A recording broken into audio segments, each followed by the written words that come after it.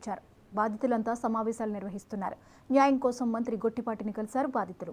MLA Arvind బాబుతో కలిసి home minister అనితను కలిసేందుకు సిద్ధమవుతున్నారు. సిట్ ఏర్పాటు చేసి బాధితులకు ప్రభుత్వం అండగా ఉంటుందని ఎమ్మెల్యే అరవింద్ బాబు హామీ ఇచ్చారు. CM Chandrababu, deputy CM Pawan Kalyan కలిసి న్యాయం చేస్తామని హామీ ఇచ్చారు. Sai Sadhana chit funds MD Paladugu Pullarao 100 కోట్ల రూపాయల మేర అప్పుల ఎగవేత కేసులో గుంటూరు జైల్లో రిమాండ్లో ఉన్నాడు. మరి నర్సరావుపేట పట్టణంలో గడిచిన 20 రోజులుగా సాయి సాధన చిట్ ఫండ్స్ పుల్లారావు గారి మరి క్యాంప్లో అందరూ కూడా ఎంతోమంది కొన్ని వేల మంది బాధితులు ఉన్నారు. వీరందరూ కూడా వాళ్ళ పిల్లల చదువుల కోసం, అదేవిధంగా పెళ్లిళ్ళ కోసం డబ్బులన్నీ దాచిపెట్టుకోవడం జరిగింది.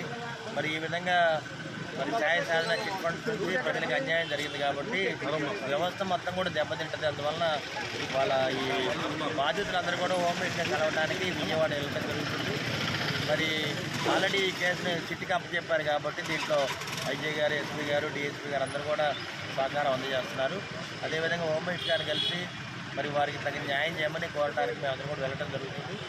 అదేవిధంగా నిన్న మన ఎనర్జీ మినిస్టర్ గారు గొట్టిపాటి రవికుమార్ గారు వచ్చినప్పుడు కూడా వారిని కలవడం జరిగింది. వారు కూడా వీళ్ళందరూ కూడా అండగా ఉంటారని చెప్పడం జరిగింది. కాబట్టి ప్రభుత్వం పూర్తిగా బాధ్యత తీసుకుంటుంది. ప్రభుత్వం పూర్తిగా ఎవరైతే బాధితున్నారో వాళ్ళందరికీ అండగా ఉంటుంది. ఎవరైతే దీంట్లో ప్రజలకు అన్యాయం చేయడానికి ప్రయత్నం చేస్తారో వాళ్ళు శిక్షార్హులు అని చెప్పి ప్రభుత్వం తెలియజేస్తుంది. నారా చంద్రబాబు నాయుడు గారు కానీ, పవన్ కళ్యాణ్ గారు కానీ, అదేవిధంగా హోమ్ మినిస్టర్ గారు అందరూ కూడా పోలీస్ వ్యవస్థ మరి బాధితులందరూ కూడా అండగా ఉంటుందని చెప్పి మీడియా ముఖంగా తెలియజేస్తున్నాం.